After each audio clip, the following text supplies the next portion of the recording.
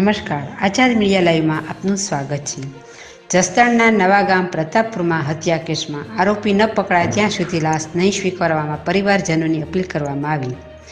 જસદણ તાલુકાના નવાગામ પાસે પ્રતાપપુર ગામના કમલેશ મોહનભાઈ ચાવડા નામના 32 વર્ષીય યુવકને કોઈ પ્રેમ પ્રકરણ બાબતે હત્યા કરવામાં આવી।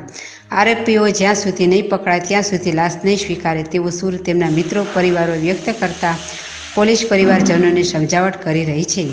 આ બારામાં કમલેશ ચાવડાની હત્યા કરનાર યશવંત મકવાણા વિરુદ્ધ ફરિયાદ પણ લઈ આગળની તપાસ આટકોટ પોલીસ ચલાવી રહી છે।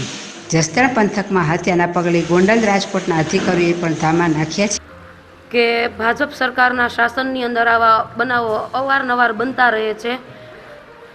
સૌપ્રથમ તો આપણે એમના પરિવારને એના ઉપર જે આ દુઃખ આવી પડ્યું છે એ દુઃખ સહન કરવાની શક્તિ પરમાત્મા આપે।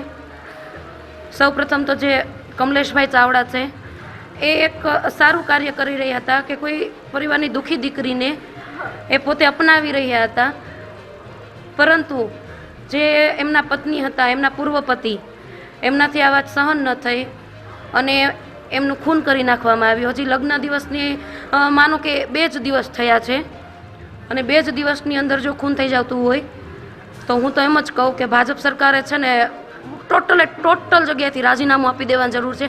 કારણ કે આ એક જ બનાવ ગુજરાતની અંદર કે રાજકોટ જિલ્લાની અંદર કે જસદણ તાલુકાની અંદર નથી બનતો, આવા અવારનવાર બનાવો બનતા રહે છે।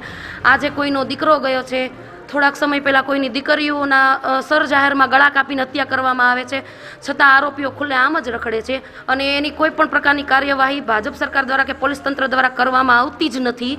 આ ચોખ્ખી અને સ્પષ્ટ જાહેર વાત છે કે હમણાં ગ્રીષ્મા જે આપણે સુરતની અંદર જાહેર ગળું કાપી અને એમની હત્યા કરવામાં આવી હતી, એ આરોપી હજી કોર્ટના ચક્કર જ ખાય છે ને, એમને ફાંસીની સજા આપવામાં આવી છે તો એના ઉપર કેમ કોઈ કાયદો લાગુ પાડવામાં નથી આવતો કે ભાઈ એમને કોર્ટ દ્વારા ફાંસીની સજા આપવામાં આવી છે તો કેમ એમને ફાંસી નથી મળતી?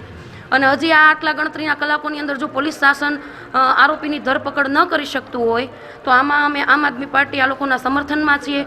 જ્યાં સુધી આરોપીનું ધરપકડ કરવામાં નહીં આવે। એન્કર સંધ્યાબેન ઓઝા, રિપોર્ટર જિગ્નેશભાઈ, આઝાદ મીડિયા લાઈવ, જસ્ટ